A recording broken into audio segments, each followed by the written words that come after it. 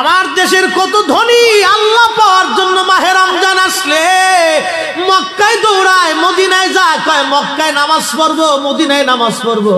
এক রাকাত নামাজে 1 লক্ষ রাকাতের সওয়াব, এক রাকাত নামাজে 50,000 রাকাতের সওয়াব। উমরা করে মক্কায় কাটায় সময় মদিনায় কাটায়, মক্কায় কোরআন খতম দিতে চায়, মদিনায় কোরআন খতম দিতে চায়।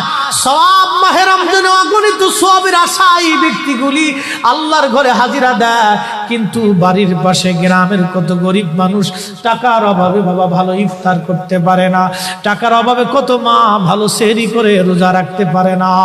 এই ধনীরা এই গরিব মানুষের ঘরে খাবার না দিয়ে আল্লাহরে পাওয়ার জন্য মক্কা মদিনায় দৌড়ায়। আল্লাহ ডাক দেখো, বান্দা একবার মরে দেখ, কায়দা মতো জুতা দিয়ে পিটামো, আমার বান্দারা না খেয়ে ইফতার করবে, আর তুই আল্লাহ পাওয়ার জন্য মক্কায় আইছো, এমন আল্লাহ আমি ধরা দেব না।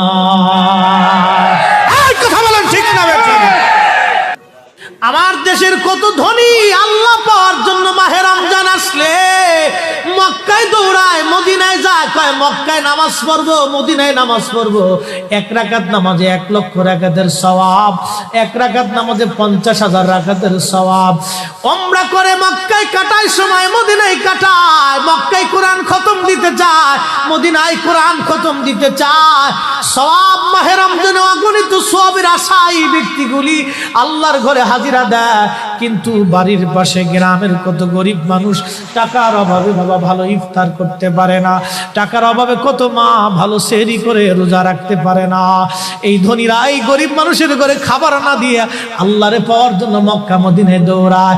আল্লাহ ডাক দেখো, বান্দা একবার মরে দেখ, কায়দা মতো জুতা দিয়ে পিটামো, আমার বান্দারা না খেয়ে ইফতার করবে, আর তুই আল্লাহ পাওয়ার জন্য মক্কায় আইছো, এমন আল্লাহ আমি